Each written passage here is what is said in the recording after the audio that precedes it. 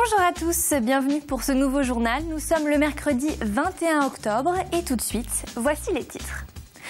Nous reviendrons sur la grève partielle des avocats vendéens, malgré l'annonce ce mercredi en début d'après-midi du recul de la garde des Sceaux Christiane Taubira sur le projet de financement de l'aide juridictionnelle. Les avocats poursuivent leur mobilisation. Explication dans ce journal. Au chapitre Solidarité, nous parlerons de l'initiative des associations Les Artistes pour l'Espoir qui organisent chaque année une vente à but humanitaire.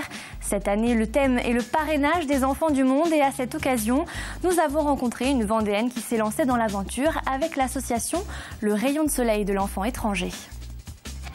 Enfin, pour terminer ce journal, nous vous proposerons de découvrir une idée de sortie en famille pour les vacances. Du 19 au 23 octobre, une ludothèque géante s'est installée à Fontenay-le-Comte. Jeux de société, jeux en bois et animations pour petits et grands y sont proposés. Christiane Taubira revoit son projet de réforme de l'aide juridictionnelle. C'est l'une des informations principales de la journée. L'aide juridictionnelle, c'est ce dispositif qui, je vous le rappelle, permet aux personnes à faible revenu de disposer de l'assistance gratuite d'un avocat. Depuis quelques jours, les 180 avocats du barreau de La Roche-sur-Yon et des Sables-d'Olonne sont appelés à faire grève. Ils protestent notamment contre le financement de cette réforme.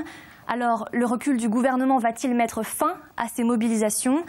Élément de réponse avec Samuel Grasset.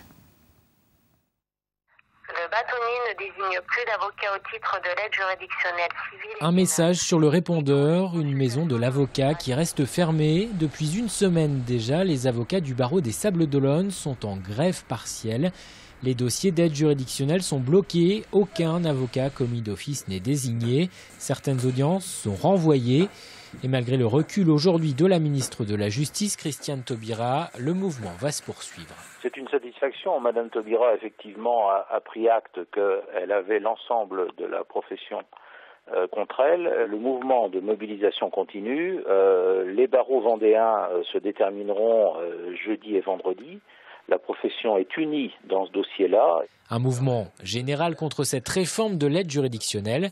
Le texte actuellement en débat au Parlement prévoit d'augmenter le nombre de bénéficiaires. Aujourd'hui, un individu peut bénéficier gratuitement de l'aide d'un avocat s'il touche moins de 941 € par mois. Demain, ce plafond devrait passer à 1 000 €. Et pour financer cette mesure, le gouvernement envisageait de prélever dans les caisses professionnelles des avocats. Mesure annulée donc aujourd'hui, mais pour les avocats, rien n'est réglé, notamment sur la question de leur rémunération. Lorsqu'un avocat travaille à l'aide juridictionnelle, il travaille à perte, dans une proportion parfois considérable. Il est rémunéré à 1/3 de ce qu'il devrait être rémunéré pour couvrir ses charges. Ces avocats sont fragilisés. Sont à la limite du dépôt de bilan, de plus en plus nombreux. Le mouvement de colère des avocats doit se poursuivre dans le département au moins jusqu'à vendredi, en attendant que le Conseil national des barreaux, qui représente l'ensemble des avocats français, se prononce sur les suites à donner à cette mobilisation. Économie à présent avec les trophées de l'avenir. Ce dispositif récompense chaque année depuis 5 ans différentes entreprises réparties en différentes catégories, de la production artisanale à la production industrielle en passant par le commerce, l'agriculture, les services aux particuliers ou encore les services aux entreprises. Le but de ces trophées, encourager la création ou la reprise d'une entreprise et aider à la réalisation de jeunes projets. Les lauréats remportent une dotation de 2 500 €. C'est une aide qui peut être importante pour démarrer un projet, soit pour faire de la communication ou pour faire pour boucler un projet d'investissement. Mais c'est surtout une marque de reconnaissance qui permet aux gens d'avoir davantage confiance en eux.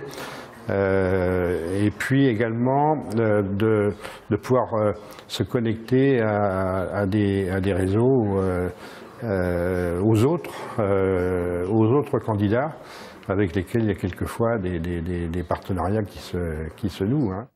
Et pour l'année 2016, le dépôt des candidatures vient d'être lancé. Vous pouvez donc télécharger le dossier d'inscription sur le site qui s'affiche juste en bas de votre écran. Une bonne nouvelle pour les habitants du nord-ouest du département. La 2x2 voies reliant Challans et Esnay verra bien le jour. Elle est divisée en 4 phases de construction avec 2 premières sections entre Challans et Saint-Christophe-de-Ligneron et Maché et Esnay. En tout, cette nouvelle voie rapide représente 20 km de route pour un investissement global de 80 millions d'euros pris en charge par le conseil départemental de la Vendée. Elle participera au désenclavement routier du département et améliorera la fluidité du trafic, surtout pendant l'été où l'on connaît des pics de fréquentation dans cette zone. Un gros travail a été fait au cours des 20 dernières années dans le domaine du désenclavement routier. On peut parler des autoroutes, on peut parler des 2x2 voies. Et l'aménagement du réseau routier départemental, un gros travail a été réalisé. Il reste du travail à faire. Donc on va essayer de prendre, je dirais, tranquillement, dossier par dossier, et prioriser les choses. Et je le répète, dans un contexte contraint, qui nous nécessitera une réflexion, une explication et beaucoup de pédagogie auprès des élus du département et auprès des riverains, parce qu'on ne peut pas tout faire en même temps. Et au chapitre Solidarité, l'association Artistes pour l'Espoir de la ville de Chantonnay organise sa 15e exposition vente d'œuvres d'art à but humanitaire. Cette année, une partie du montant des ventes sera reversée à 5 associations du monde qui parrainent des enfants. 24 artistes vous donnent rendez-vous pour admirer leurs œuvres à la salle des Arcades de Chantonnay. La diversité est toujours au rendez-vous, c'est ce que l'on recherche. Donc ce sont que des artistes qui ont leur propre écriture et qui travaillent aussi avec des techniques différentes. Donc il y a aussi bien du pastel, de l'huile, de la sculpture, du bronze, du grès, du métal. Donc on trouve toujours des choses très différentes.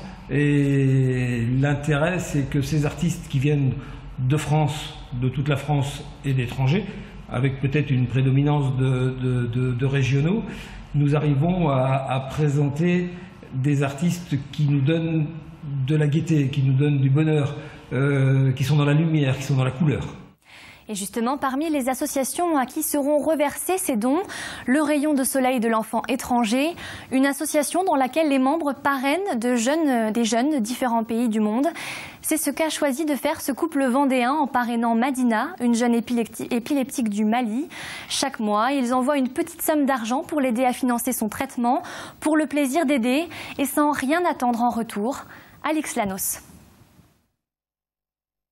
J'ai été très contente. Je vous remercie beaucoup car l'épilepsie est une grave maladie.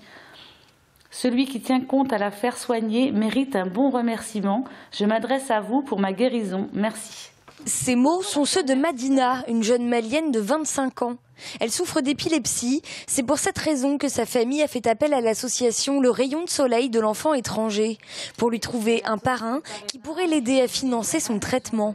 On s'était mis en tête que ce serait forcément un petit. Et puis, quand il y a eu cet appel pour Madina, on a répondu tout de suite et on s'est dit, oui, finalement, elle est grande. Ce n'est pas du tout le projet qu'on avait au départ.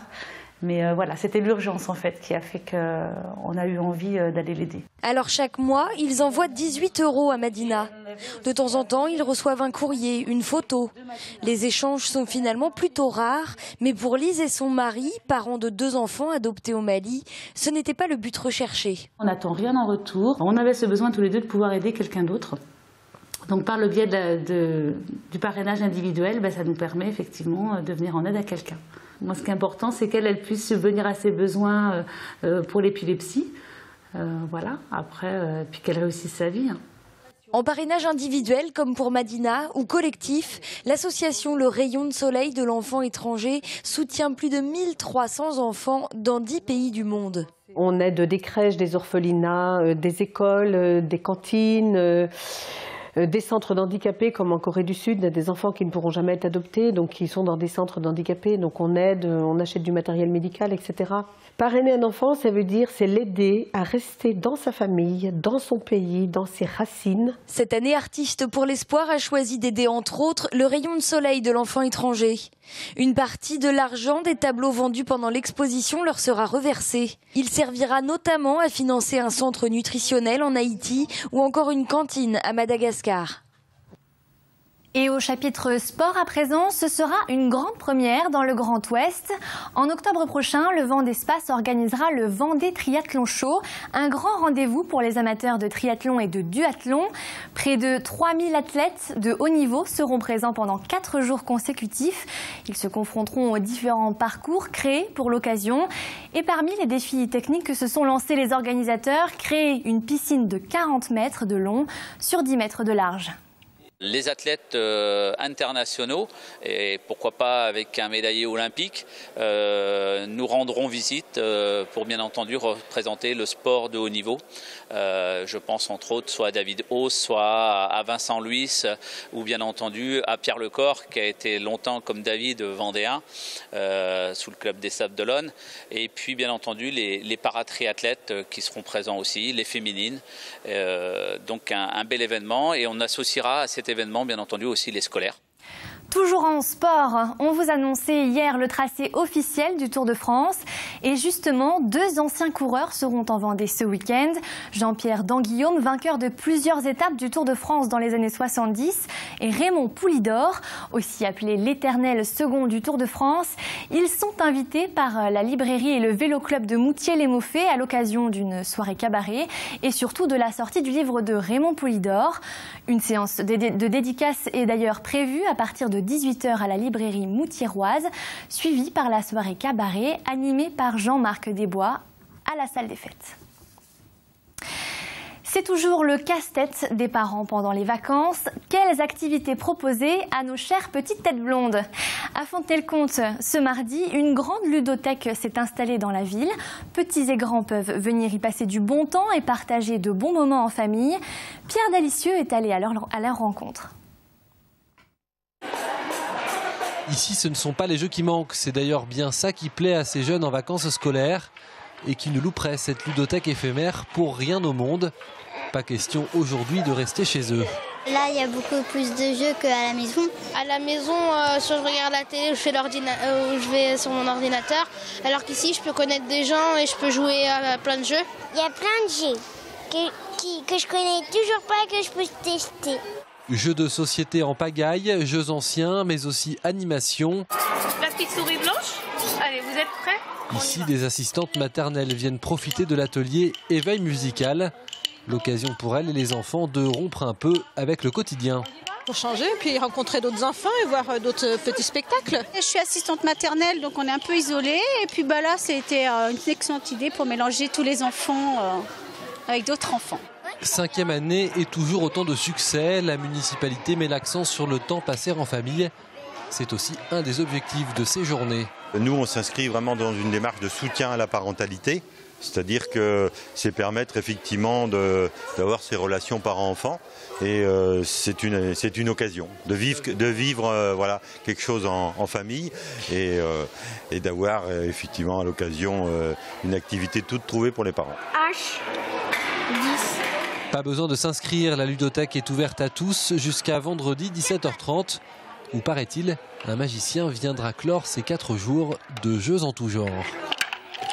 Avant de se quitter, un petit aperçu de ce qui nous attend demain du côté du ciel. La matinée sera couverte, mais il fera doux entre 8 et 13 degrés.